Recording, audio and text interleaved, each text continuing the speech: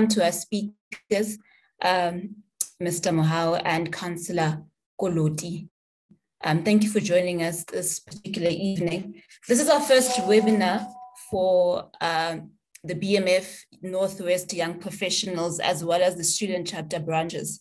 And it is a webinar that is in recognition of the 45th anniversary of the June 16 Soweto Youth Uprising, as well as the existence of the Black Management Forum.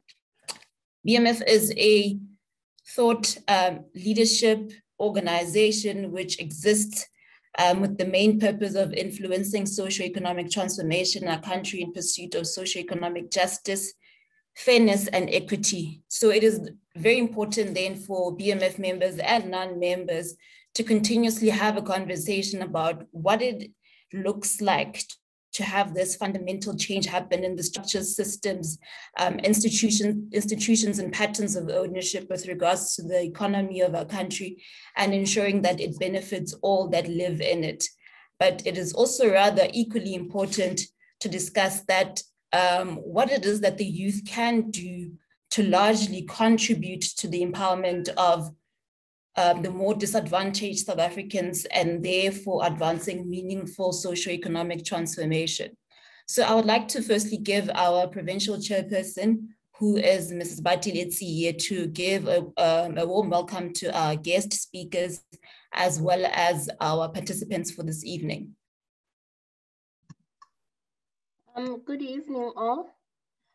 Hi. I wish we could be having a personal interaction, but then unfortunately we are back to level 5.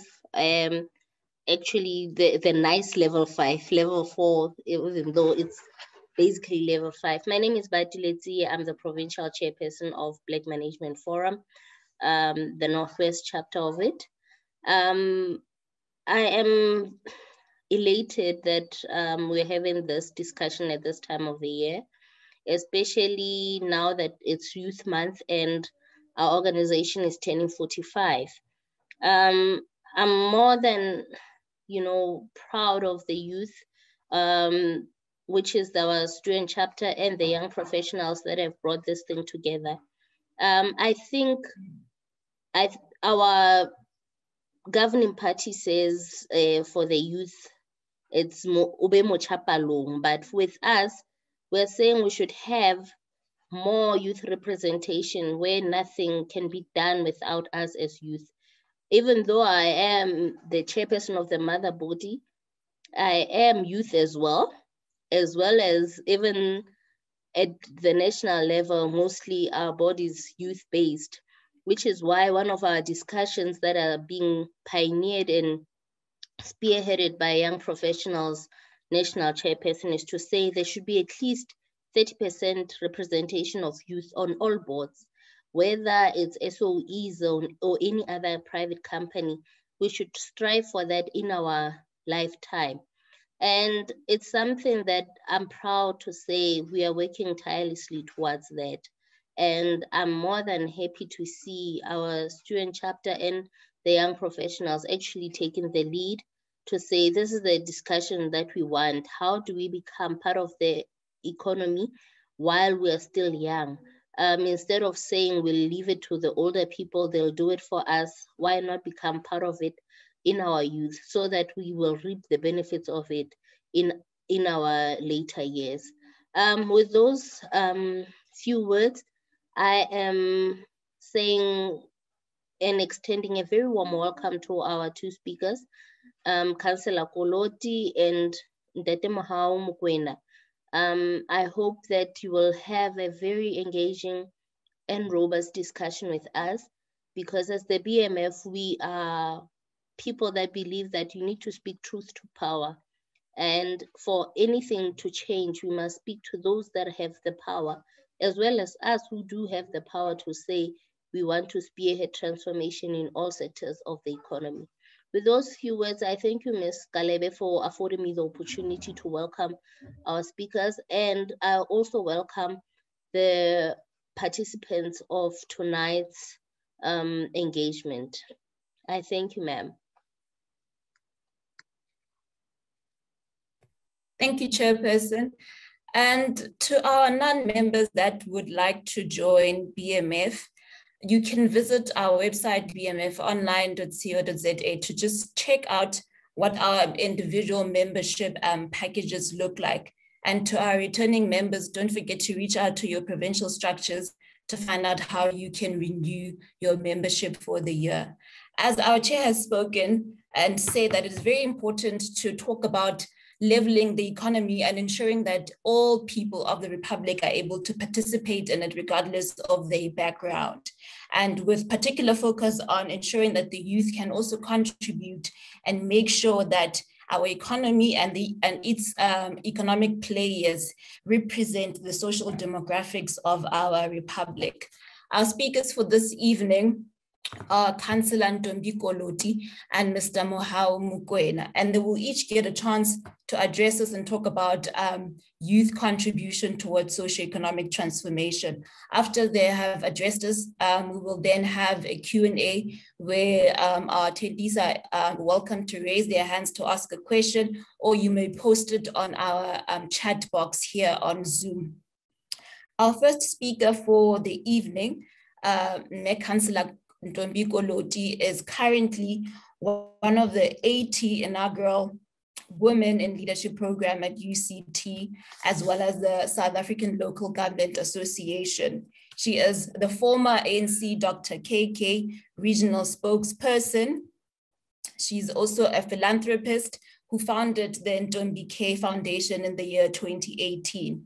She has 15 years experience in local government, and she is the deputy chair of the Northwest South African Local Government Association of the Dr. KK district municipality. With that said, I'd like to welcome Councillor Ntombi Koloti. Me Program Director, Me Galebe, and greetings to the Provincial Chairperson, Me Batsile, and greetings to my fellow panelists, Ntate Mokoena, and Kere.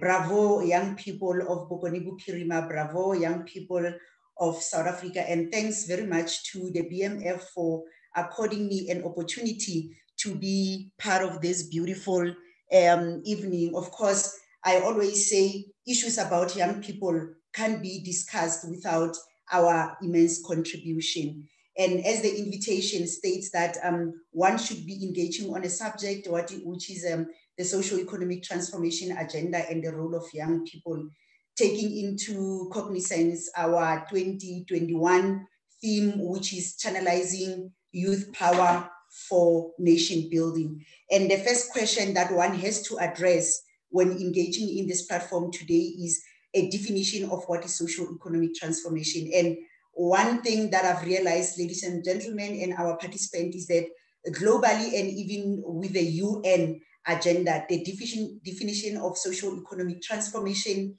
as it is about economic inclusiveness, historical redress, wealth and asset distribution. It therefore means the socio-economic development is the major point of focus of any country worldwide. And this agenda could only be successful and when young people are participating.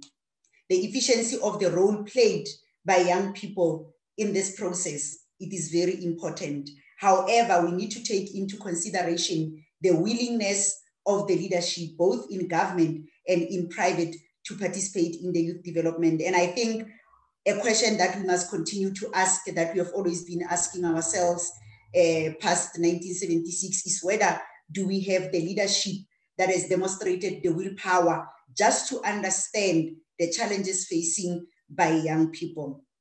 And this should be a deliberate agenda to demonstrate the importance of empowering youth in areas such as education, industrial training, and even morality.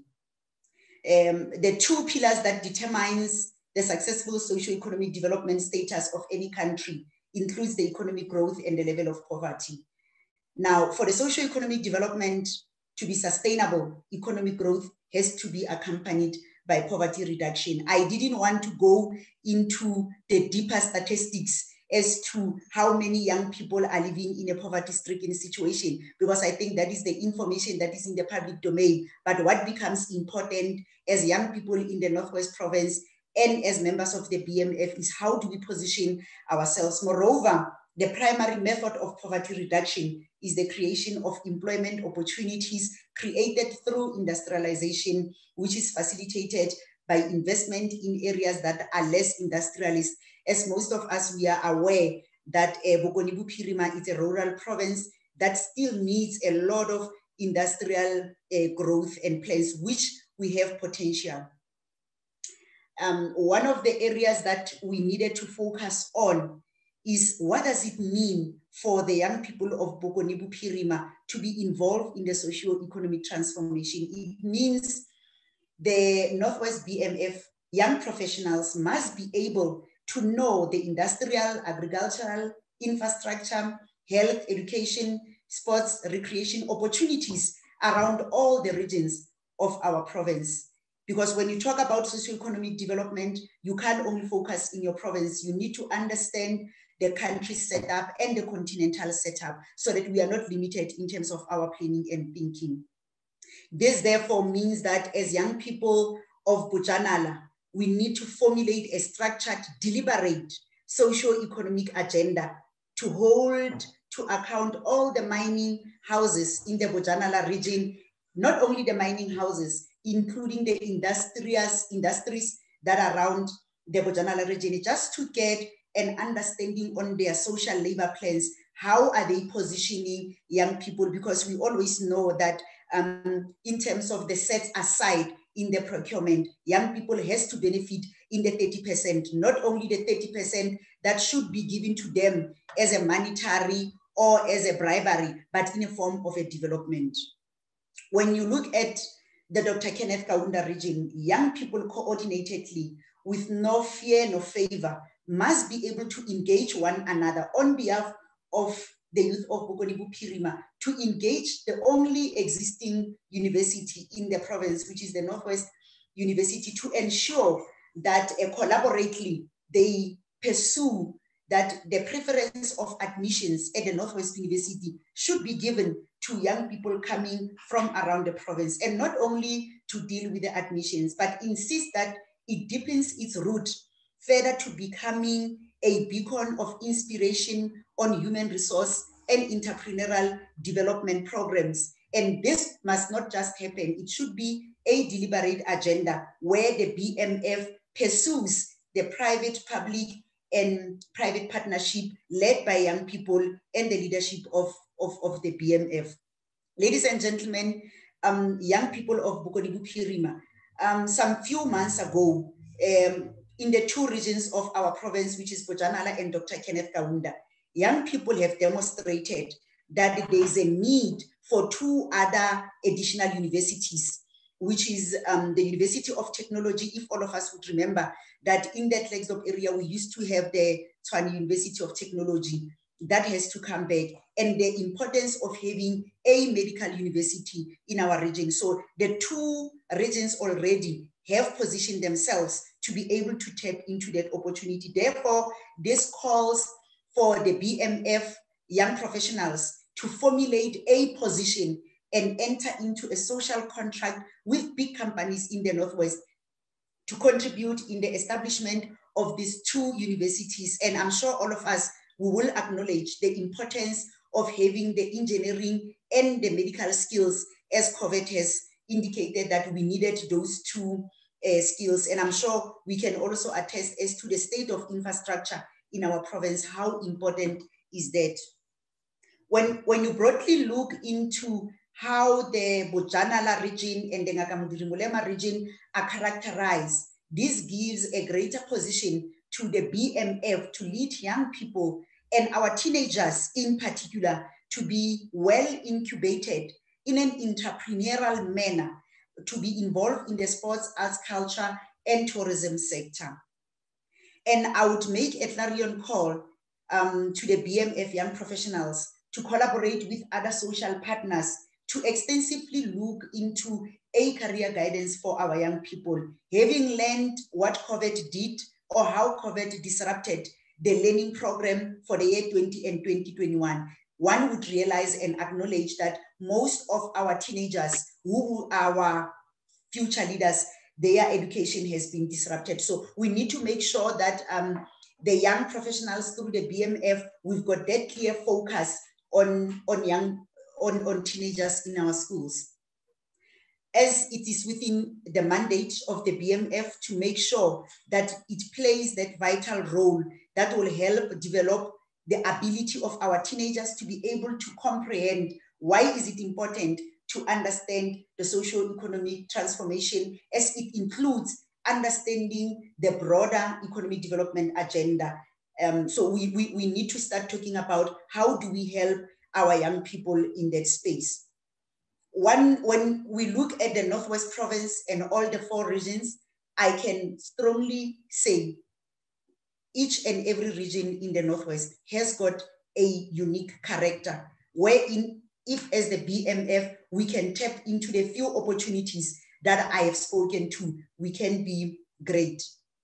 And what it means for the young people to be involved in the socio-economic agenda, it is historic that young people are agents of change. Not only that, we continue to constitute a bigger percentage in our population. We possess the necessary skills, age, time, capacity, knowledge, and potential to contribute on the socio-economic transformation. And of course, young people, we've got innovative ideas. As it has been said many a times, that young people have been involved in movements for change worldwide, just like the youth of 1976 that we continue to celebrate, just like the Feast Must Fall movement, and many other ones that one can mention, that we are still capable taking the streets to demonstrate. Now we are using social networks, as the 4IR says. We've got the ability to connect with our communities, to express our concerns and campaign for change. Most importantly, as it has been indicated and said throughout, is our ability to protest against authoritarian regime, corruption, inequality, and nepotism. And ladies and gentlemen, as young people, we always characterize ourselves. And I know Mayor Batsile, as she just said, now there's a campaign of Mochapalo. We always classify ourselves or characterize ourselves as the past, the present, and the future. So nothing can be discussed without us, which is meant to be us. However, the political presentation of young men and women continues to be limited. And I'm sure we can give a clear example as to the setup of many state-owned entities, many government institutions, where we know that young people are not being given a fair opportunity. There is an increasingly demanding meaningful participation of young people in the decision-making process, so that we can have more control of how we want this country to be led and how the future should be shaped. Although young people are involved in the activism space, and of course we continue to be part of volunteering in various programs to improve our communities for innovating and social good, we still don't have greater political platform to influence decision-making. And this has been demonstrated, if one could say, through the voter turnout, which has gone down in terms of young people.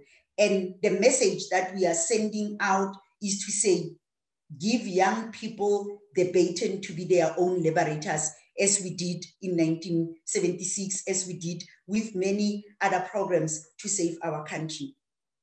The youth plays a great role in nation building, and it has the power to help the country develop and move towards progress, also bring social reforms in our society. It should look like a deliberate transformative agenda to change these less impactful policies, both in private and in government. And I think, ladies and gentlemen, most of the time when we look at developmental or economic opportunities, we tend to focus a lot on government policies, forgetting that we need to hold to account so many companies that are operating in our communities without knowing where are they taking their social labor plans. And I think it's time that deliberately the BMF must be an organizer and a chief campaigner of young people in Bokone-Bophirima to be able to call young people in one roof and say, now it's time that we deliberately put our efforts together for our own impactful youth development program. The socio-economic transformation agenda should mean that young people must be able to engage government to say, now that we've got capacity through many opportunities that we have created, you are now able to plow back to our communities to help government. We always complain about fixing of the potholes. We always complain about the incomplete RDP houses, fixing of street lights, helping improve infrastructure where we stay. And this could only be possible if the BMF Youth Chapter collaborates with all the TVET colleges in our province to be able to skill our young people and plow back, to build our Northwest to be a better province. And why there's a need, for young people to be involved in the socio-economic transformation agenda. And I'm sure all of us will attest that in modern society, government has, however, not been able to talk about youth development agenda. It is always been characterized through events. And every time when every government goes to election, there is always a promise that has never been fulfilled. And this will only take an organized movement of young people to be able to engage the premier, to be able to engage the president, to be able to engage even the executive mayors to understand what influences their budget without having to engage young people. What this organized young people through the BMF should be looking at is government being able to mobilize the relevant stakeholders to create necessary environment and connect and network young people through developmental opportunities. And young people must be at the forefront of our public participation processes to be able to hold to account the leadership in various sectors.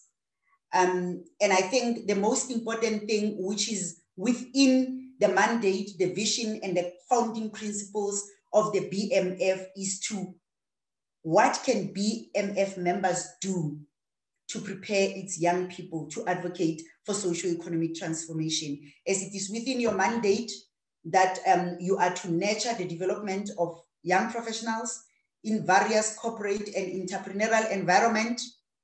It becomes your direct responsibility that you should be seen as a leader and a chief campaigner of the Northwest Youth Development Movement, which I suppose, in my opinion, for it to be a stronger, should be, over who belongs to which racial grouping, who belongs to which class in society, and who is affiliated to which political party. It should be a movement which its agenda is only to be about the socio-economic welfare of young people generally in Bokone-Bophirima. And the BMF should then be that ambassador to educate our young people that we should not always be seen and classified as young people are only consumers and spenders without necessarily participating in the production of the means of economy. So we need to find ourselves organized under that umbrella, be more organized, because every time we are being told by the elders that young people are not organized, young people are not organized. And if one had to give one other assignment as to how can we bring more young people to come together, is all of us would recall that we were raised through the tuck shop economy. And now we cannot claim the space in the tuck shop economy. What can the BMF do to bring young people together and make us realize that it is very important between now and many, many years to come to reclaim the tuck shop economy, as it has, and it has always been having a greater impact in our lives. The most important thing, again, once more, ladies and gentlemen, is that it has shown that young people, whenever there is a discomfort about a particular delivery of service, it has been indicated that young people, we destroy our infrastructure. And I think at some point, the BMF must be able to open a platform that starts to educate young people that it's important to preserve our infrastructure, because we cannot now and then keep on destroying our own country. At some point, we need to come together and see how best we can work on it. And of course, ladies and gentlemen, it is true when they say any country with a vision to achieve sustainable economic growth requires a maximum backing of its youth. And that young people, we are an indicator on how the country is developed, or how fast or slow is the economy growing. Now, when there is less focus on youth development, we will not be able to give a clear indication of whether this country is developed or not. And it's also true to say, young people, we are a driving force of socio-economic transformation. And I still want to say this is a clarion call to all of us to be members of this BMF youth chapter, to be more organized as a movement that will be able to take the young people of Bokoni Bophirima forward. So ladies and gentlemen, with those few notes having been said, one thing that I've realized, provincial chairperson, is that, and the program facilitator, is that there has been so much said about youth development in the public space and in each and every government that comes in, but there is little implementation or impactful implementation. For me, the key questions is the capacity and the willpower of the leadership to engage on the socio-economic transformation to benefit young people who are the most downtrodden of our country. So thank you very much, Program Director and the Provincial Chairperson and Ntate Mohau for the opportunity. Thank you very much. Thank you, Councillor, very much. And I think you're absolutely right that young people are definitely the driving force of socioeconomic transformation. And it is time that we intentionally organize ourselves and make sure that we are firm with our socioeconomic agenda. And I'd like to introduce our second speaker of the evening, who is not a stranger to the Black Management Forum community. He is a former board member, as well as a former national chairperson of the BMF student chapter, Mr. Mohau Mokoena. Thank you very much, Program Director, and to the immediate former speaker, Councillor Ndombi Goloti. I also want to acknowledge Mrs. Etsiye, Dr. Simons, and acknowledge the presence of Professor Tholani Zengele, who is my colleague in the University in UNISA, and to acknowledge the former national chairperson of the student chapter, Mr. Nomusa Pungula, the former provincial chairperson, Mr. Johnny Bujang, who I think is well known to you. He served as chair of the province when we were still young and in charge of the BMF student chapter. Friends and colleagues. And lastly, I'd like to acknowledge my uncle, which is your counterpart, Councillor Goloti. He's Councillor Tibelo Chatimba, who contributed greatly to the preparation of this presentation I'm making to you today. Then lastly is also just to acknowledge my late Ntate Moholo, the elder brother of my father, who passed on, Comrade SK, at the age of 70-something years, and was quite promising, but COVID compromised him. So with that said, I would like to further appreciate the extent to which we have been welcomed to this seating, and most notably, the opening remarks by the provincial chair, and the video that was played, and which had the voice of the president of the Black Management Forum. So this really creates a great comfort for us who ascribe to radicalism, as it were, and disruptive kind of politics. And may I also add that I happen to be a graduate of politics academically, and also as a result of participation throughout one's life, including the PMF itself.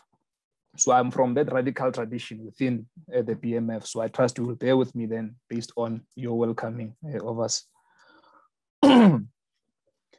Hold me accountable for what I say, but do not hold me accountable for your own interpretations of what I am to say here this evening. My perspective will, as you will see it being demonstrated, will focus mostly on the exercise of state power or lack thereof through legislation, and most importantly, through enforcement of legislation. I argue that it is time to be unapologetic and to become self-centered as the Black majority. Our beneficence, our benevolence and mercifulness towards whiteness and white domination of the economy and society has indeed led us to a socio-economic cul-de-sac, which is the subject of the day, socio-economic transformation. I will cover 3 topics. First, land and property. Secondly, unemployment. Thirdly, some systematic issues or systemic issues. And lastly, bounce off with some concluding remarks.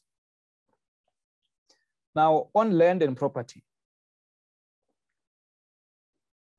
there is an interesting definition of land by Pan-Africanists that says land is anything above the soil, anything below the soil, the fauna and the flora, which is plants and animals, the airspace and the waters. I think it is time to pursue the land question in line with the Pan-Africanist definition. So quite often when we speak about the land issue, the knee-jerk response from various quarters in society is that we don't want to be like Zimbabwe. This has become quite dominant in our discourse as a counter-argument towards land, but forgetting that the discussion on Zimbabwe should generate or should graduate from a posture that says we don't want to be like Zimbabwe to a posture that says, what is it that Zimbabwe could have done differently? And that, in my view, is a more constructive question, and certainly will address the land problem across the countries in our continent. We have heard about land audits being conducted recently. But the question here is, where were the geologists? These are people who assess the qualities of the land, assess its economic capabilities, and also make recommendations for what aspect of the qualities can be taken advantage of given the quality and nature of the land. Do they partake in the land audits? Have they been partaking in those? So that focus is not confined to the number of hectares, but to economic opportunity that arise from a thorough study and resources dedicated towards the land audit. There are 2 barriers to land ownership in this country. First is affordability, and 2 is unregulated pricing. These days, it matters not how much you earn. The amount of income you obtain as an employee, as a professional, as a young professional, vis-a-vis where you would like to reside as a formal and permanent place of residence, there's a constant mismatch between the 2. So I say the same way that the price of bread, fuel, and electricity is regulated, is the same way that the price of land and property should be regulated, which is true value for money on the amounts we are being charged for the price of land. Emphasis should be on price per square meter, taking into account its inherent qualities of the land as per the PAC definition. The cost of material, for example, and the cost of production, cost of construction and labor in that regard could be an easier method of formulating the pricing, as it were. In fact, the cost of labor for construction too must be regulated. Can you imagine how much we would save as a country? Because quite often we hear of mega infrastructure projects, mega construction projects, which the price tag attached to these leaves much to be desired. In fact, to a great extent, is quite questionable.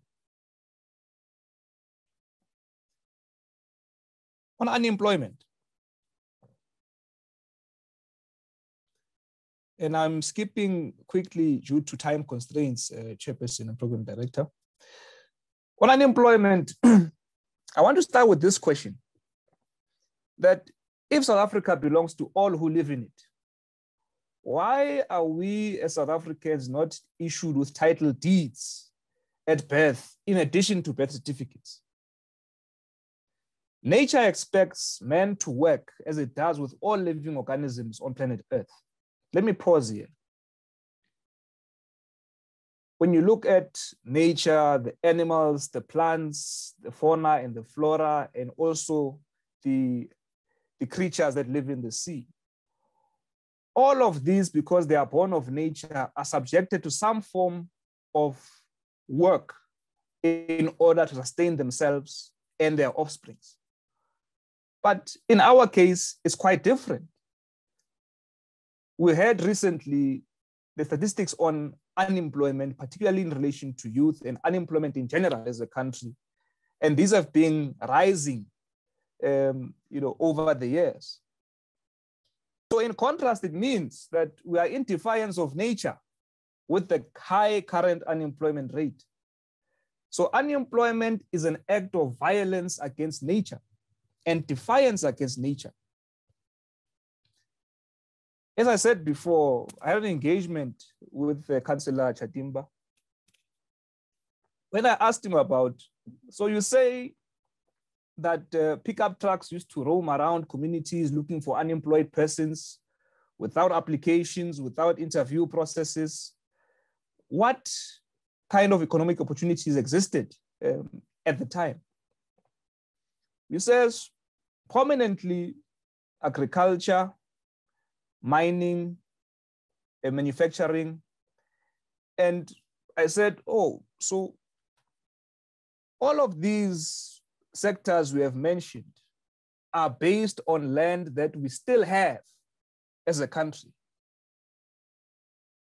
So once more, where are the geologists? So in the past, it was almost criminal to be unemployed, just as it is now almost criminal to be of school-going age, yet not to be enrolled for basic education. The cultivation of human capital must be based on a sector-by-sector plan. So the question we must answer as the youth and as the BMF of Northwest and as a country is,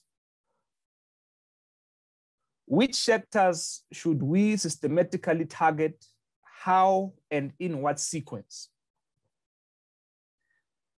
The Employment Equity Act must also be amended to accommodate age as a criterion. Today, fortunately, I had a revisit. I revisited the document, the Employment Equity Act of the country. And I realized that the emphasis there is on having a racial balance and racial representation across levels of employment or within entities, as it were. But the limitation that I picked up there is that, firstly, as I've stated, makes no mention of a dedicated focus on youth, except in passing in one of the opening paragraphs, which says you cannot discriminate on the basis of age and so forth. But this is something that needs to be attended to accordingly. A second concern I have about the Employment Equity Act, and the reason why I'm saying this is that in the beginning, I dealt with the importance of legislation. I'm making a proposal about the youth being inserted across management levels, and the knee-jerk response will be, we have an Employment Equity Act. Now, part of the major limitations of the Employment Equity Act, which I had a look at, were that one, the punitive measures are restricted to fines and at most a court order by the labor court. But there's no further implication for not abiding by the prescripts of the Employment Equity Act, which speaks then about the inefficiencies with regard to, in as much as we can have the best or one of the best policies in the country or in the world, there will still be lack of enforcement. Why? Because within legislation itself, there is that particular limitation. The amount of fine stem from 10,000 rands to 900,000 rands. And I was shocked. And obviously you can understand at the time, the thinking was around the period of 1997, 1998, and conditions were quite different. So we certainly need to revisit this particular document and ensure that the extent of implications of not enforcing this particular piece of legislation goes beyond fines and court orders, which are annually ignored. Budget is allocated towards the fines which are forthcoming. And we need to graduate to a point where it can be criminalized to be against this kind of an act that seeks to achieve socioeconomic justice and restitution for the majority of our people.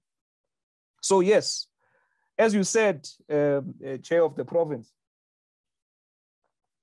you said we want young people to be accommodated across boards at board level. And what I'm proposing here, which is a challenge to the BMF student chapter and a challenge to the BMF young professionals, is that young people must be accommodated across management levels, junior management, middle management, senior management at board levels by virtue of their age. It makes no sense for us to have to wait until we are 40 or 50 years old before we can be able to have executive authority at the highest echelons of the structures of institutions that we work for.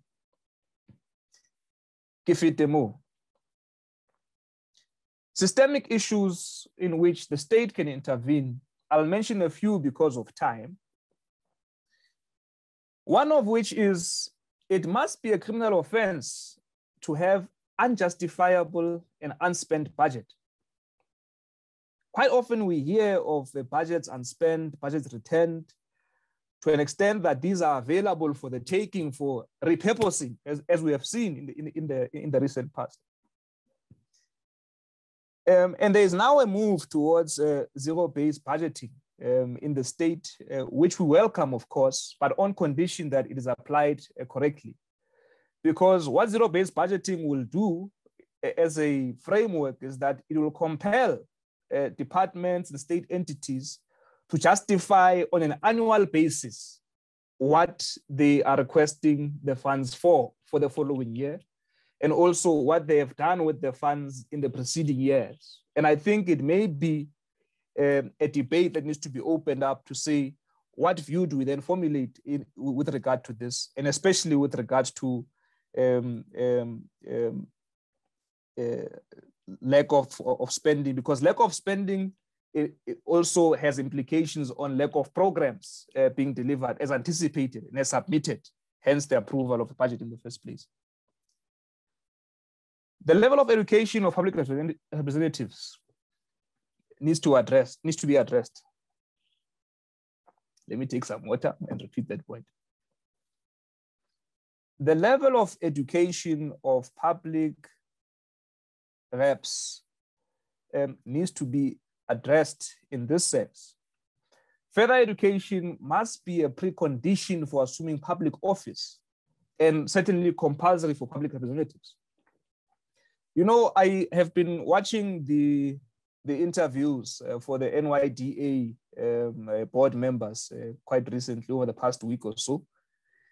And in my mind, I contrasted it to when in the US, they were having interviews for I think the judges in that particular country. And the level of questions and interrogation and engagement from the public reps who were, I think, either in Congress or Senate, I'll be corrected there, it's far different when you look at the committee work that takes place in the national legislature. So one wonders what more than happens as we go down the value chain rather, at the levels of government, provincial and municipal and so forth. So certainly there must be a point where, yes, there is a notion of further education. And obviously in instances where it is really impossible and unjustifiable to insist that a public representative pursue a further education, we can condone. But it certainly needs to be a prerequisite. The same way in which age, for instance, is a prerequisite in some countries in terms of at which age can you become eligible to become president or to campaign to become president. Then lastly, under this topic, is that it's a statement that any plan without time frames is self-defeating. Similarly, there must be punitive measures for failure to comply with the reasonable time frames across institutions. So, in conclusion, what is the role of youth in advancing socio-economic transformation? That's the question I've been brought here to answer. And the answer is, the role of the youth in advancing socio-economic transformation is to agitate and advocate for all of the above, as well as other ideas that can take our country to a great leap forward. When consciousness leaves you, it doesn't write a letter. We just see by the end result. And at the time, it's too late. Let us inculcate a level of consciousness, not just political consciousness, but consciousness in advancement of the interest of the Black majority in our country, across the levers of power, as I've stated, and also creating enough room to have a solid building ground for young people to then participate in these levers of authority. And as the room is open for them to participate, or for us to participate, it must be the best among us and only the best among us that should be given the opportunity to lead in those spaces. And the most conscious, of course. Forget about the current system. Let us forget about it, as it only accommodates the whims and wishes of the majority. Let me repeat that properly. It's time that we forget about preservation of the current system that we have in the country, as it primarily accommodates the whims and wishes of the minority. Transformation is a painful exercise. It comes with casualties, and it is time that indeed we pursue transformation with this understanding, that benevolence, mercifulness, and beneficence needs to be eroded. Lastly, Chairperson and Program Director, we as a country have adopted a plan and a posture that will take us 40 years to reach Canaan, instead of 9 years or 9 weeks rather, walking on foot. I think we would have seen the memes and so forth recently. It is time to self-correct. Thank you very much.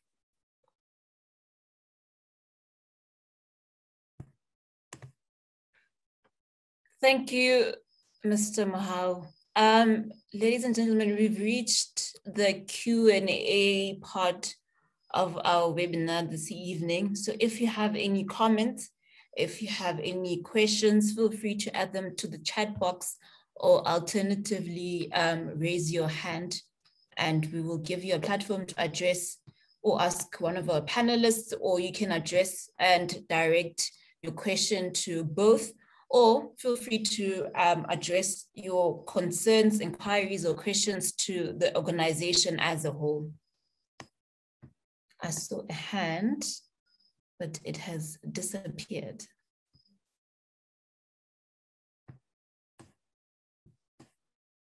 Okay, to get our Q&A and discussion started, I just want to ask Mr. Mohau, you are familiar with BMF, you are familiar with what the student chapter aims and what it exists for. You're also familiar with the young professionals.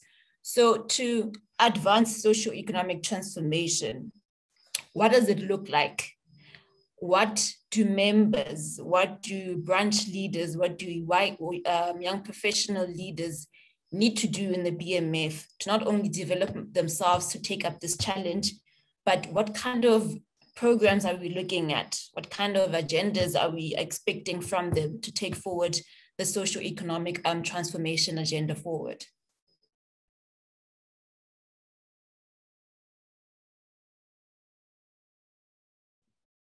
Thank you very much, Program Director. The BMF, as I know it, positions itself as a thought leadership organization and as an advocacy organization. The reason why many of us joined the Black Management Forum was because of the kinds of issues it would advance within society, which have an interest in addressing the very same question you're asking me about, the socio-economic transformation. So the question becomes, what is the content of the agenda as we agitate as thought leaders and as an advocacy kind of organization? In the past, we made a great attempt in the student chapter itself. And I'm saying this, and I keep mentioning student chapter because the brief I got was that, yes, we have a combination of members, student chapter, young professionals, and mother body as well. So what we did, we had a policy transformation series. And that meant we crisscrossed the country across universities, at provincial levels where campuses would converge from various institutions and develop a document on our strategic perspective as the BMF student chapter on transformation, which had a great inclination towards the policy work. So the policy space certainly needs to be occupied, as we're arguing today that the emphasis is also on the types of legislation that can be introduced, repealed and amended in order to have a more deliberate kind of drive to have meaningful change. The second is the role of the self. Let me make an example. We grew up being taught that the struggle for transformation, and also in the BMF, it does not end in your days as a student activist, whether you're a BMF student chapter or not.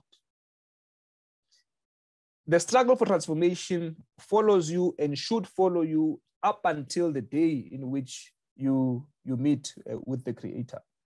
So it means transformation is broad enough that any space in which we occupy as individuals, whether in the workplace, whether in business, whether in the state, certainly there must be a program that we agitate. We all know the kinds of things that we seek to achieve as a country. We all know the problems that we have. The key issue is that in your immediate area of jurisdiction, what is it that you are doing to try to address the socio-economic challenges that exist at that level? Thank you. Thank you, Mr. Mukwena. And we have a hand from Faith Shange and to Khotso Makwana. I have noted your question. I will ask it just after Faith has engaged our speakers. Faith, if you don't mind maybe adding the question to our chat box. In the meantime, I will move on to Khotso Makwana's question. It goes, greetings to all panelists and participants. With regards to board participation by the youth, what pragmatic measures can we as the youth exercise to be recognized as potential board members or strategic divisions in our youthful ages? And this is directly to you, Mohau. Should I repeat the question?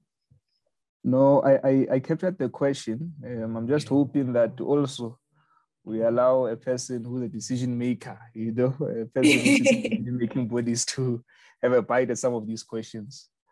Yeah, so I'll allow it to respond first and then I'll take it thereafter if needs be.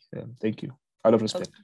I think in the input earlier on made by Ntate Mohau to say it should be a criminal offense if young people are not being given an opportunity. And let me make an example to say, in the Northwest, how many state-owned companies do we have and what is the criteria that is to be followed to, appoint or nominate young people to fill in those positions? And I can tell you with a little experience that I have on government information and SOE recruitment process, there is always an issue either of not questioning the experience or the exposure to the platform.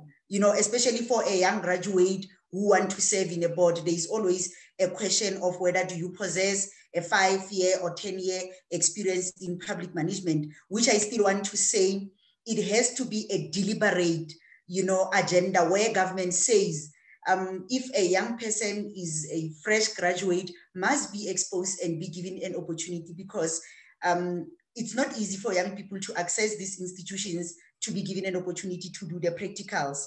So when that recruitment process of young people to serve in boards arises, there is always that question of experience, somehow, which is always not fair. There is always a question of political association, which should not be. It should be based on merits. It should be based on capacity and skills that young people have. But I can say it again, if young people are not organized, if young people are not pushing with the same voice, we will continue to be sidelined and not be given a proper, time to lead. As we say, we are the past, we are the present, and the future. Thank you.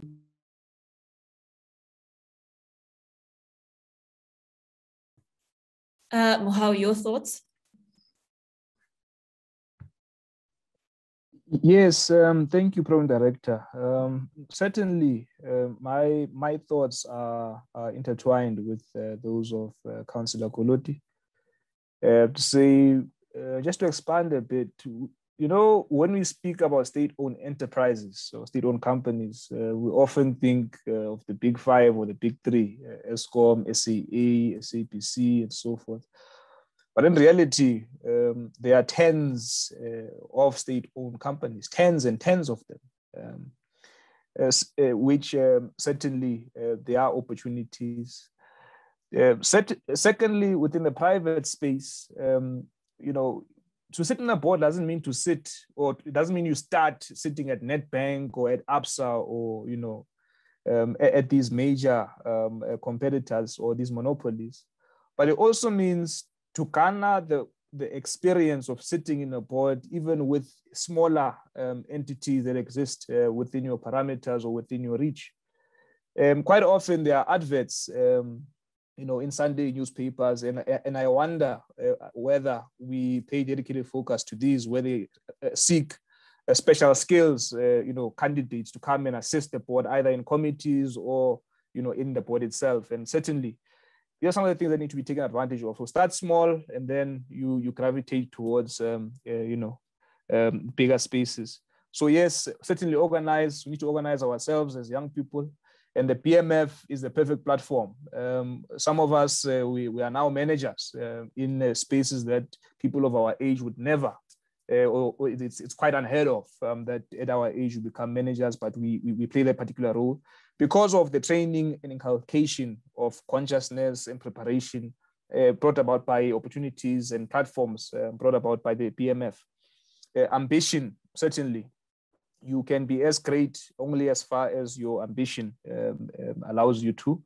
And the liberation of the mind, once more, that as Black people, we are indeed capable, young as we are. In fact, age is an advantage, not a barrier to these kinds of opportunities. So let's take them. Thank you very much. Thank you, Mahal. I would also like to give our provincial chairperson, Mrs. Sia, the opportunity to talk about what it is that we youth can do to ensure that we are recognized as potential board members. Thank you, Ms. Galebe. As the PMF, what we did, especially YP, I'm glad that Dr. Mokoena spoke about how NYDA board interviews were going. The first time around when those board posts were advertised, there was a statement by the BMF YP to say it seems like board positions in NYDA are to the politically linked. And we challenged that as part of to say, take it back and take it back to the people so that it could be more inclusive. Secondly, to sit in a board, it does not mean, I think a lot of people are not aware that sitting on a board does not require a certain qualification, unless if it's a certain board that is of a, more complicated or a multinational.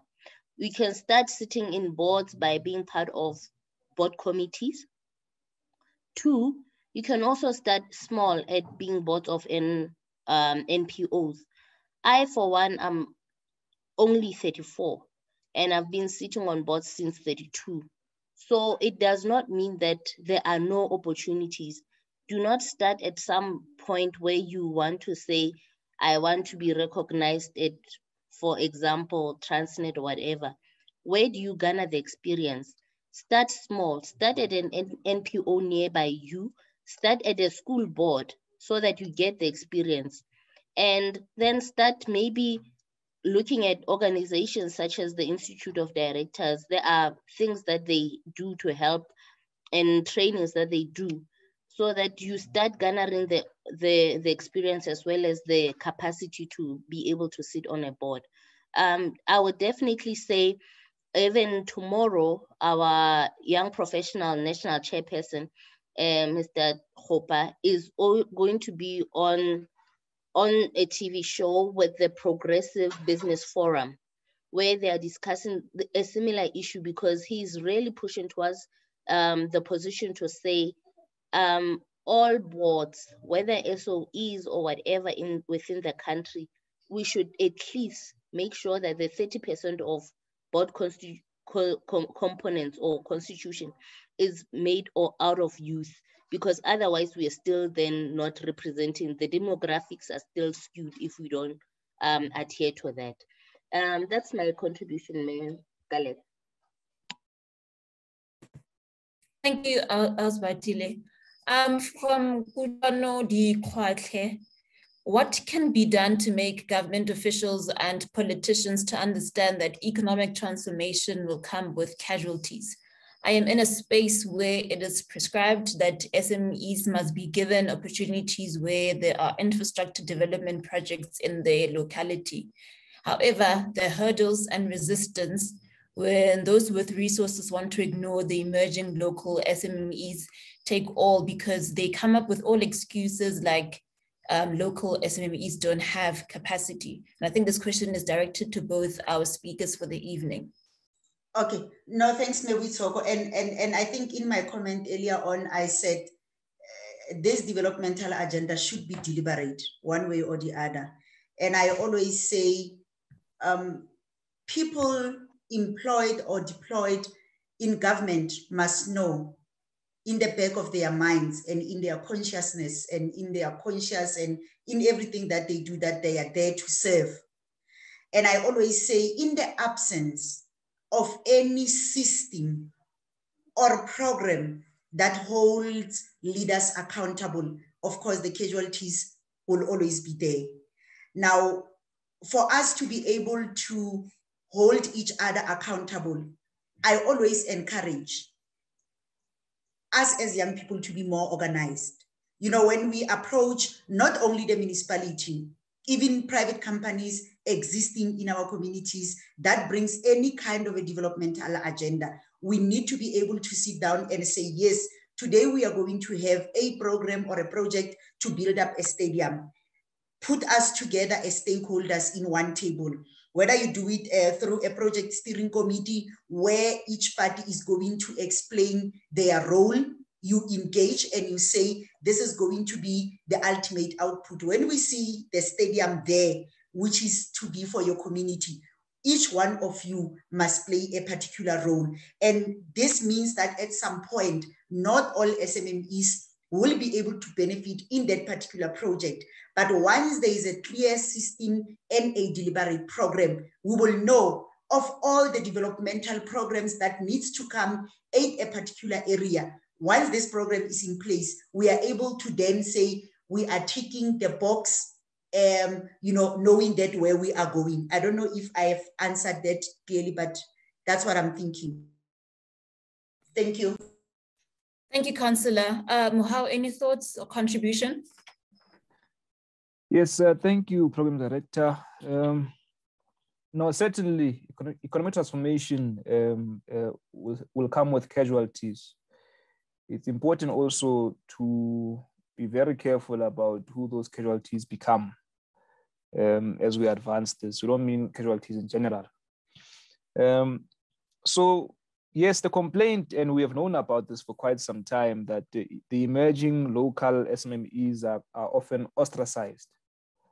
Why are these ostracized? The question is, firstly, do you matter? Secondly, what do you affect? And who do you affect? And thirdly, are you organized? I want to make an example. Some years ago, I was part of a community in Hammanskraal. I'm based in Gauteng.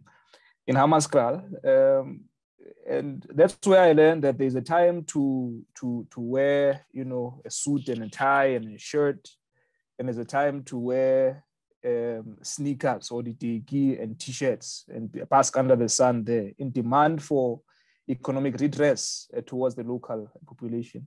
So I learned that that model certainly works, and at times we need to humble ourselves and be in the streets. But secondly, to say at a policy level and at a higher level then of authority, we need to root out political manipulation in these kinds of opportunities, political manipulation, which leads to, by no doubt, it leads to corruption.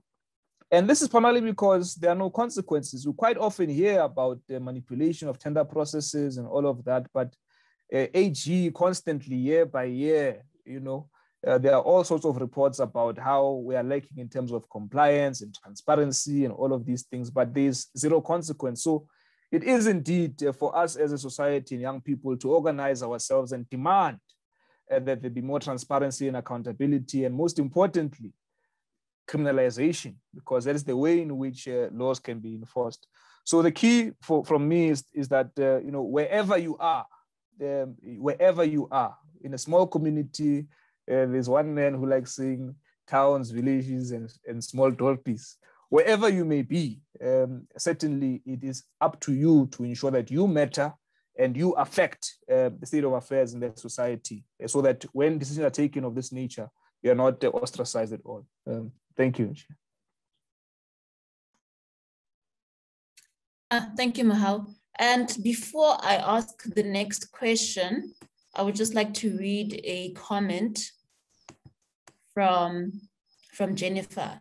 It is unfortunate that this potential of the youth is, however, less exploited by the government, underestimating the potential of the youth to be agents of change, and this demise these youth to be chance to deliberate on key issues affecting them and the country as a whole.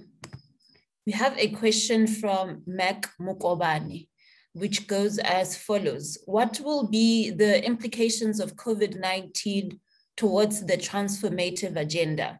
It looks like we will be taking 40 years or so steps back while we struggled to achieve reasonable transformation within 25 years or so of our democratic state. I see greater impacts on majority of Black population. Any comments from our guest speakers? I think I'll go first this time around. The implications of COVID-19 against the transformation agenda. You know, when the first lockdown took place, I think level 5, that's where, and up to now, with all the announcements that come in frequent periods, that's where we learned the authority of the state, that once it has that desire to exercise it, it does so and can do so decisively. In my view, it is in times of disruption and economic disruption that opportunity, which is an opportune moment, those times are an opportune moment to in fact effect transformation that we seek to achieve.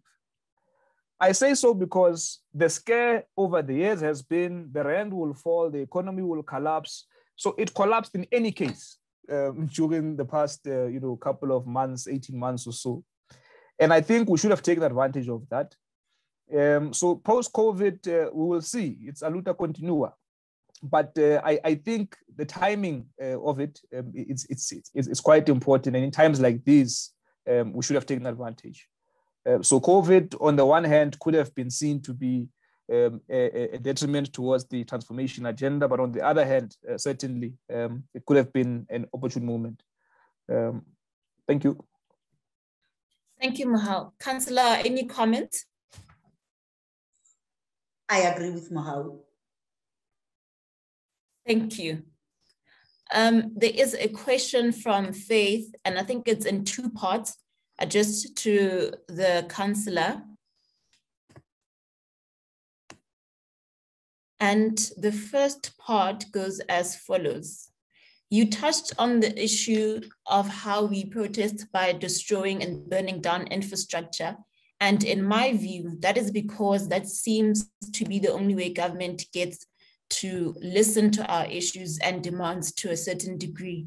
We have done peaceful protests, submitted memorandums, but nothing has been done until there is unrest and something is destroyed. Now, how would you advise how young people should go about entering and dominating these political decisions and political and decision-making spaces? How do we get our voices across? Thank you very much, Nebuyitoko. You know, it's a very difficult question to answer. And I think all of us will admit that it is dependent on the will of various political parties to give young people an opportunity to lead. Indeed, nobody wants to be involved in destroying the infrastructure, but I would agree in many occasions, young people find themselves vulnerable to a point that they end up doing that, though it is not a solution.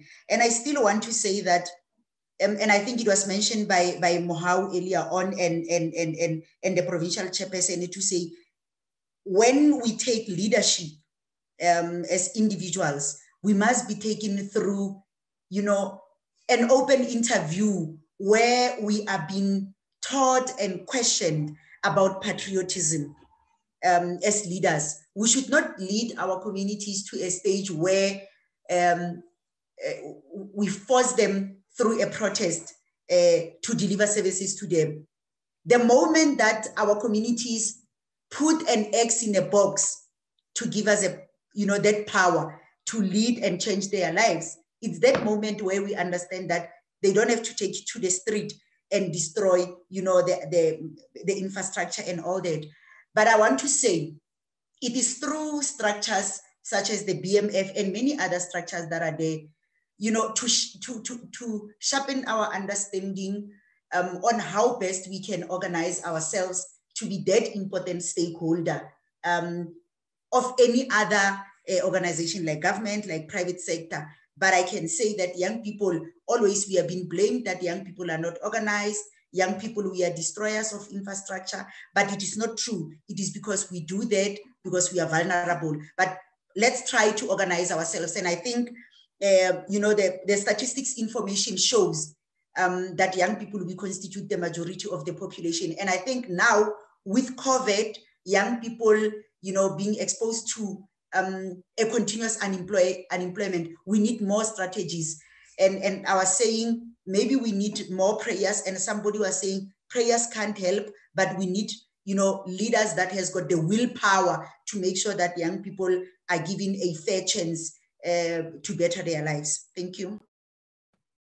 Thank you, Councillor. And Faith would also like to know, with regards to the 30% that you mentioned, that is meant to benefit young people in the province, how do we make sure that the 30% is then distributed equally and it benefits the intended youth when we have issues such as corruption, nepotism, and that in a sense, everything is politicized and one must be politically affiliated, aligned to even benefit from it?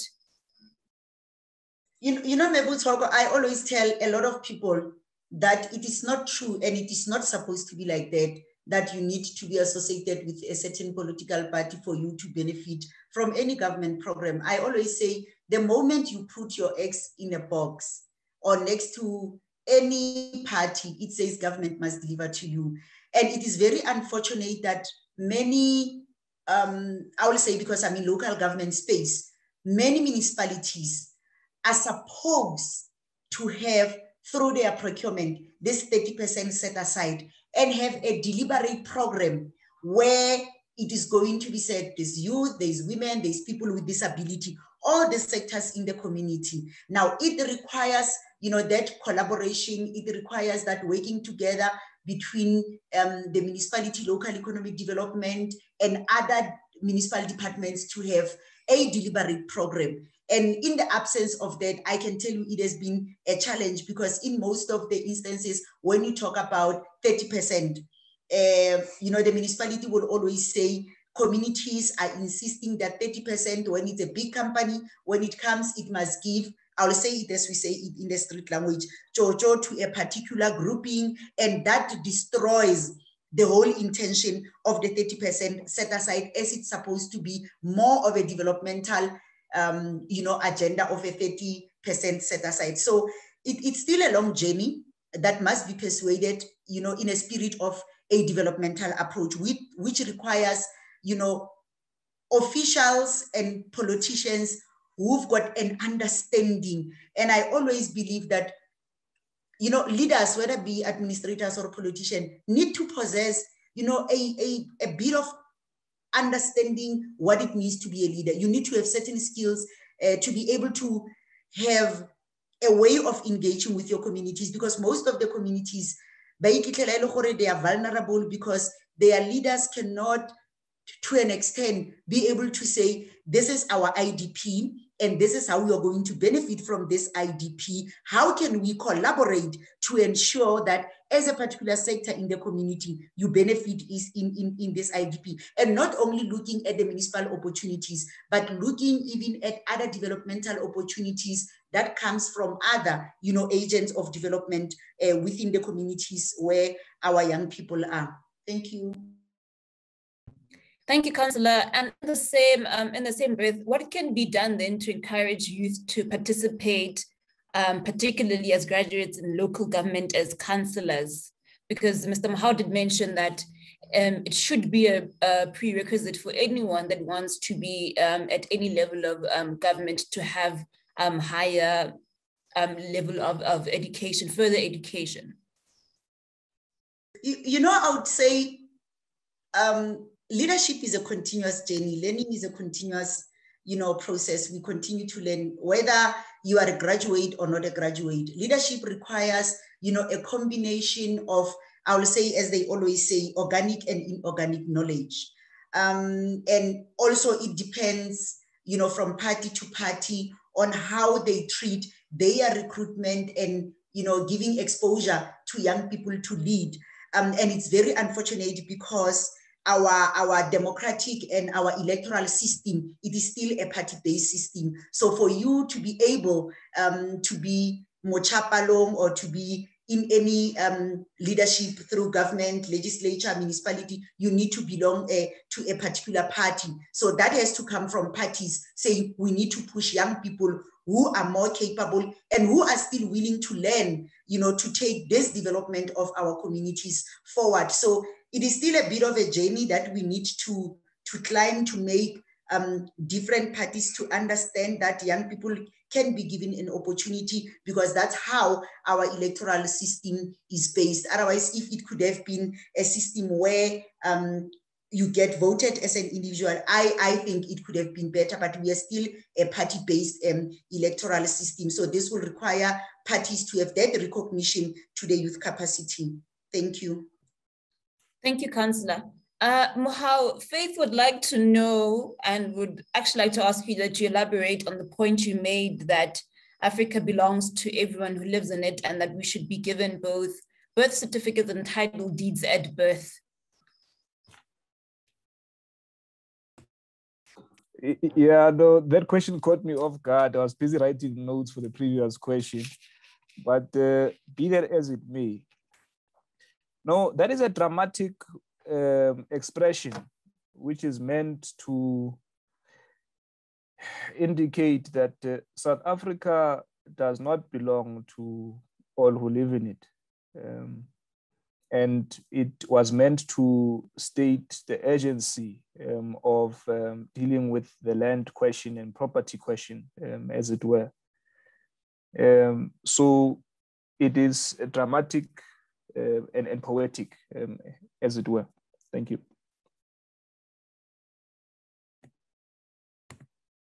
Thank you, Mohau. I think I didn't give you an opportunity to comment on what it is that graduates can actually do to participate in local government and councillors as well. I'll give you a chance now. Apologies.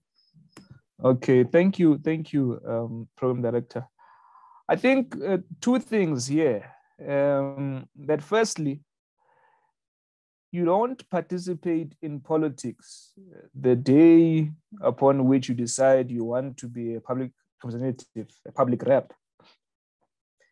The challenge is we often have these dreams and visions as young people that one day I want to be president of the country, I want to be mayor, I want to be this and that, so I can affect the change required for the people that we care about in society at large. But we forget that that space is intensely political. So the sooner the youth participates in politics and meaningful politics, not factionalism and infightings, as it were, but proper politics in which there's constructive political programs that they can participate in their communities, in order then to create leeway for them to become these public representatives. So that is one. Two, I certainly was very excited when the Concord judgment was made around the need to change the electoral system, to reform the electoral system, wherein private individuals,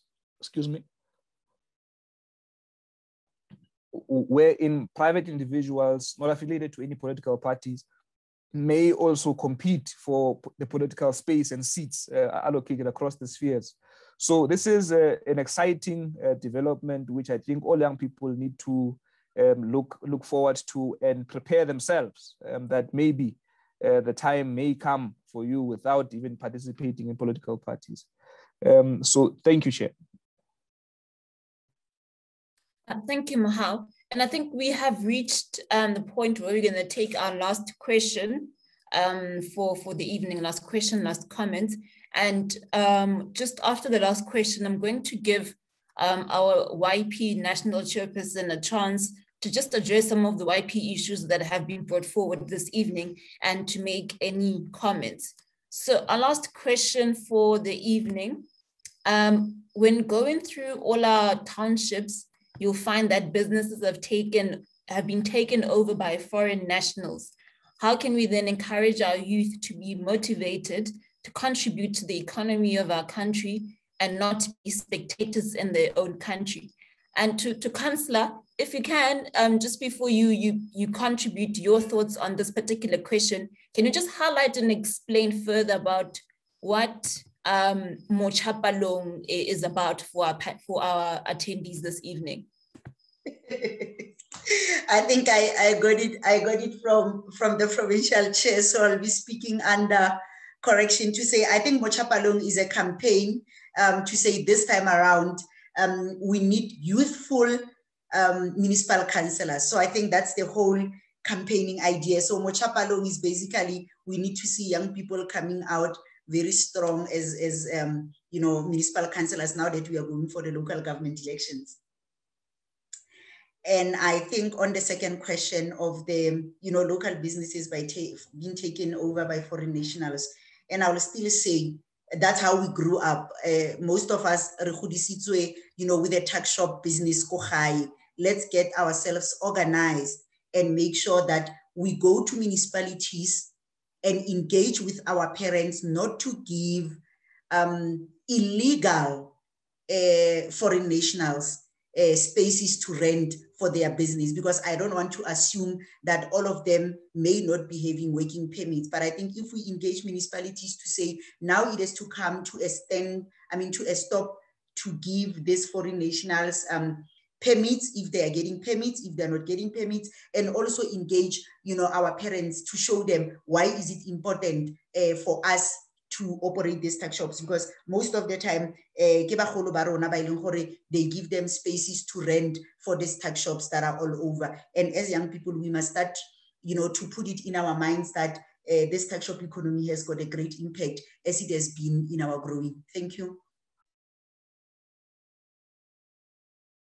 Thank you, Councillor. Mohau, your thoughts? Thank you, Program Director. I think businesses taken over by foreign nationals, I must say that the foreign nationals have done well for themselves. That is what you do in an open economy. So with that said, it does not mean that the space should not be regulated on two fronts. Firstly, if we can look at the malls and shopping centers which are collapsing, and also the main streets, depending on where you live, the main streets, say in our towns, because I stay in the city, quite often you find a great infiltration of foreign shop owners who occupy those spaces. And even if you want to purchase from a South African outlet, there simply is none. And similarly, the new malls and new establishments, you will have your Checkers, your Pick n Pays, your ShopRites, your Peps, and the smaller shops there are often taken by foreign nationals, a cell phone shop and this and that. So it shows that perhaps there is not enough appetite on our side as citizens to participate in these spaces that get opened up.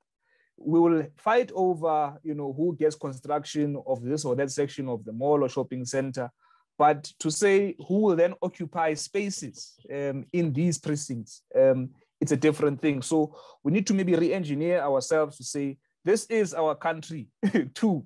And we are also entitled more than anybody else, in fact, to have our business entities registered and occupying there. So let us adopt, in line with what Councillor Koloti has said, let us adopt the economic model and strategy that has been demonstrated that it works in this country.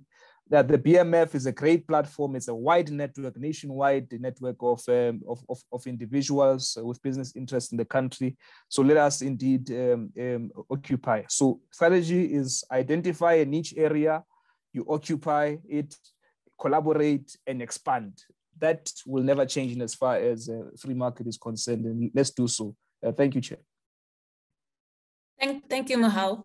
I'd not like to give an opportunity to our national YP chairperson, Mr. Klaas Kopper, to just address some of the YP issues that have been brought forward. Mr. Kopper, you may briefly address our attendees for the evening. Thank you very much, Program Director. Actually, I have indicated that I'm requesting the slot to engage on several issues, which I felt like some of them, they involve more directly the young professionals itself. As myself, and thanks to Mohau, I've served with Mohau, by the way, in the student chapter 11. Once we left, he became a predecessor to our then student chapter chairperson, Mtambo. Thanks for seeing you again today, manager. And thanks to the council as well for your delightful engagement and leadership, thoughtful directions of this kind.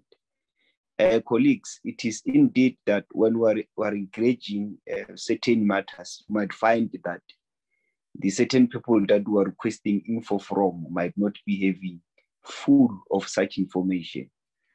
As I've had certain engagement and responses to say, most of them would still lack what are we having or carrying at the national level. And this is what I'm going to be doing. I'll be patching on certain issues that I felt like you should be informed, as I'm taking the platform as well as reporting back to my certain leadership that I'm leading there. One of the things in terms of these last comments is disturbing me, because even tomorrow I'll be engaging about it at Progressive Business Forum. The economy of South Africa, colleagues, is owned by white people. That is where it starts. Before you'll talk about foreign nationals, you start where does the economy come from. 63% it is owned by white people in their corporations listed in JSE. All those white people in South Africa are foreigners. They became nationalists after they have taken over in the history of coming with different policies, including of apartheid. But in that shell, there are people from the East, not from Africa. So they took over the economies controlled by minority, and the majority, who are black people, they are not in the space of controlling the economy. When you cascade it down as to check what are the big companies, you will find that majority of them are from outside. That's number one. We're speaking of foreign nationals against our own economy. Two, in terms of leadership, where we are today, because I'm a member of ANC and a leader as well, there are guidelines who are actually advising that when we're moving for a councillor positions, there must be 4 people nominated in that process, is in the guidelines. One of them must be a young person under the age of 35. One must be female. 2 must be males, if it needs be. So the process of the organization as a ruling party indulging young people into positions of leadership has emerged through those guidelines. The Constitution of South Africa provides for equality. It stands even against that any person who wants to stand independently for elections, they can do so. In correcting the councillor by saying it's only a person from the party. No. An independent person can stand alone and says, I'm standing alone for a councillor position, mobilize people and get voted and win the ward. And you become an independent councillor, even at the council of municipality. It even went up to say, even national and provincial elections, such individuals can contest. We have heard about the court of election somewhere last year. We've given verdict, by the way. You are allowed to contest, either as young. So we must not hide and say young people are not given chance politically to lead. The chances are there. What matters is who are you to control the community and run with the community so that you get elected. That's what matters. Your resources will come into play to assist you to advance and marketing your campaign. Let me bring it back to young professionals. Leadership, there are three phenomena that we are addressing when we look into the global of the position of South Africa. One is decolonization. Two is transformation. Three is inclusion in economy. So all these three different pillars, they have their own different addresses. We are currently in the young professionals pushing towards having certain entrepreneurial systems being decolonized so that young people can receive such equal opportunity to have said they are lacking them to transform the economy. It is only an access of such systems that we can push through legislature, through advocacy, and make young people to end up receiving the positions of what they should be receiving in the economy. The major challenge, they're still having a lack of access towards accessing opportunities and towards development, and we're pushing through that. Three, we're advancing that there should be an inclusion of leadership of young people under the age of 35 through all boards establishment in South Africa, from state-owned enterprises to private sectors and other corporations. When the board, they're appointing the board, 30% of that board, they must be under 35 years. That is what we're pushing. So if the board compromise of 10, 3 people must be under the age of 35 years. And we are actually advancing for transformation in transforming the policies that governs young people not to have an experience. One of them is the Skills Development Act. Once they say that young people don't have what you call leadership experience or board experience or executive experience, was because of the system created for them not to. So young professionals were pushing for a managerial training program for managers or learners who have actually acquitted into positions of NQF 8, 9, and 10, so that they are not receiving similar trainings as learnerships for 12 months, but they receive a training which is actually 36 months, which involves 12 months of administration services, and the coming 24 months must be of managerial training program.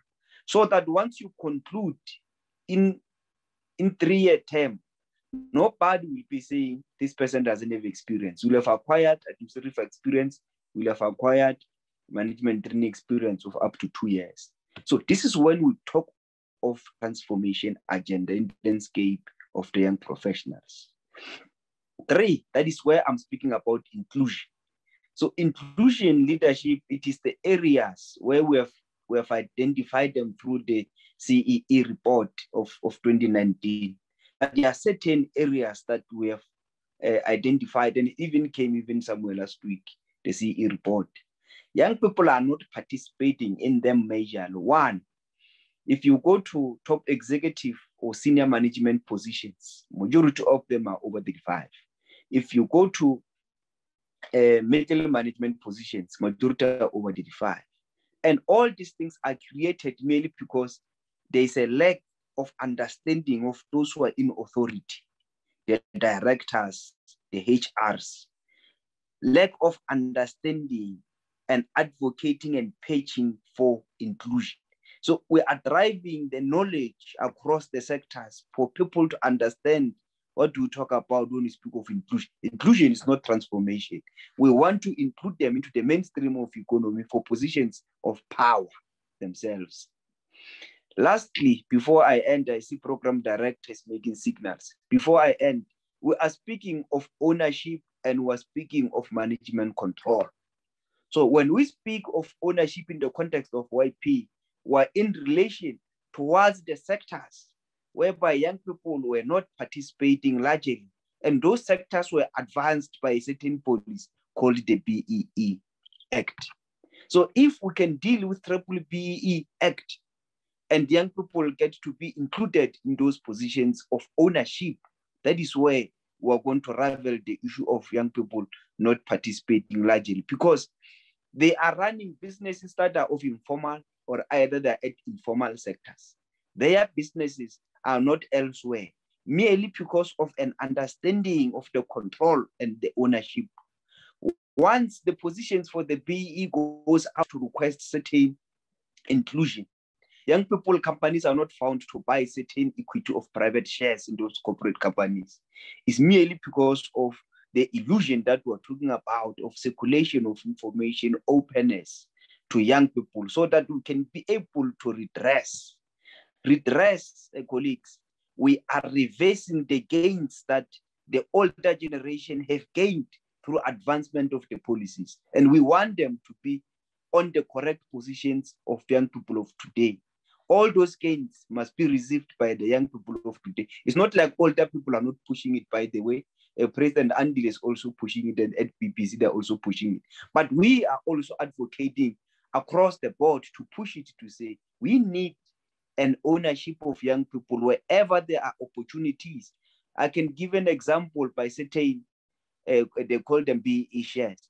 If we are there to include young people, understanding the positions where they are, we say these are the youth BE shares, so that they are separate parts. The youth BE shares must be 30% and the BE share must be 70%.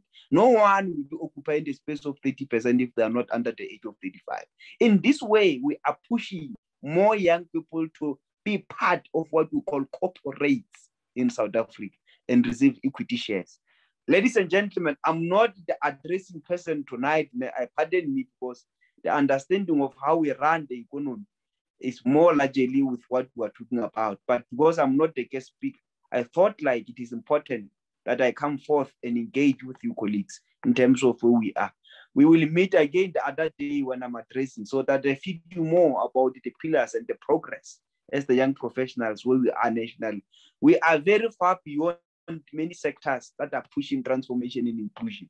The only part that we're entering into now is to get those in authority, so that we address this part and we get to be in the correct positions. Thank you very much. Thank you, Dr. Simmons and Vati. Thank you, Vati, for also mentioning that the young professionals are pushing 30%. We are advocating for 30% across the board, everywhere where we go. And even after I've left, up until it is achieved, it is a seed that I did put in the soil. It is up to us to water it so that it becomes a tree. Thank you. Thank you, Chair. I think this definitely needs a follow-up conversation.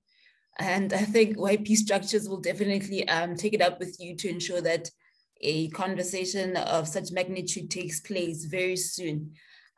We have reached the end of our program for this evening, and apologies that we have went over our scheduled time. I would now like to give our provincial YP chairperson to give the closing remarks on behalf of our branches.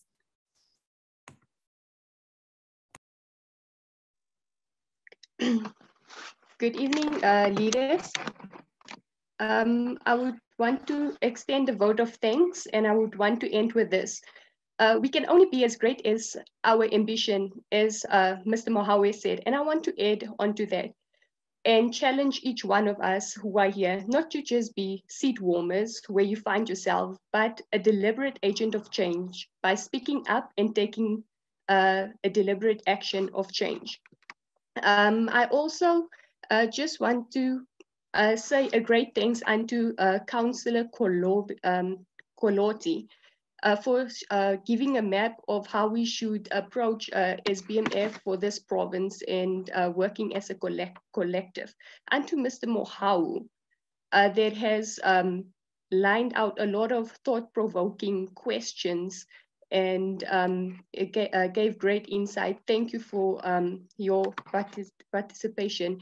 And to our provincial chair, Lady Batile, thank you so much for the opening remarks. And our national chairperson, Mr. Klasi, thank you so much. We will take it up forth. I just want to also thank our participants for this evening. They joined in. Thank you for being part of the first of many to come. Thank you, colleagues. Thank you very much. And to our speakers, like our chair has said, thank you very much for joining us and for the contribution that you have made towards our conversation on how the youth can contribute to advancing socioeconomic transformation in our country. To our non-members, if you'd like to find out more about the BMF's individual packages, visit our website, bmfonline.co.za. If you are an existing member, but you haven't renewed your membership, you know what to do. To our YP and student chapter members in the province, thank you for joining us. And to all that joined this evening, thank you very much. Until our next conversation and webinar, enjoy the rest of your evening.